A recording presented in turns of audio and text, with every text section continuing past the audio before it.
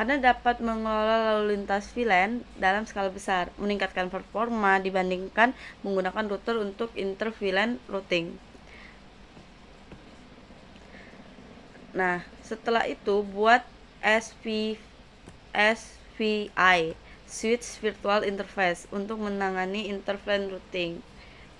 Terus kita ke materi 9 mengenai teori Dynamic Trunking Protocol atau DTP. Nah, apa sih teori Dynamic Trunking Protocol ini? Nah, teori Dynamic Trunking Protocol ini adalah proprietary Cisco yang memungkinkan switch untuk secara otomatis bernegosiasi apakah menggunakan metode tran ataukah akses.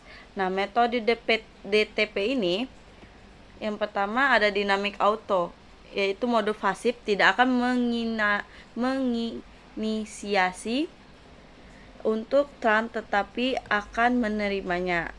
Nah, terus yang kedua ada dynamic desirable, mode aktif akan menginisiasi terang jika lawan mendukungnya. Yang ketiga terang secara langsung mengaktifkan mode terang. Terus yang keempat ada akses, secara langsung mengaktifkan mode akses. Lanjutnya kita ke materi 10 yaitu praktik DTP part 2. Nah, pada bagian ini kemungkinan akan dilakukan uji coba dan konfigurasi DTP secara langsung dalam switch. Karena kita nggak bisa praktekin karena nggak do laptop, jadi kita langsung ke materi ke-11. Yang ke-11 itu mengenai apa itu tagged dan untagged VLAN. Tagged. Nah, yang pertama kita bahas tagged VLAN dulu. Tagged VLAN ini paket data yang ditandai dengan ID VLAN saat dikirim melalui trunk. Proses tagging dilakukan menggunakan 8021 key digunakan saat komunikasi antar switch dalam jaringan VLAN.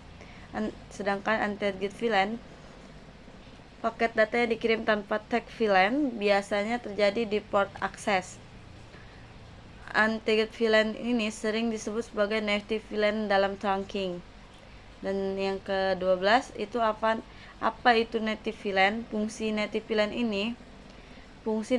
ini menangani lalu lintas untagged dan trunking, terus mencegah terjadinya konflik VLAN yang tidak dikenali, dan yang terakhir meningkatkan kompatibilitas antara perangkat berbeda. Dan yang terakhir mengganti native VLAN.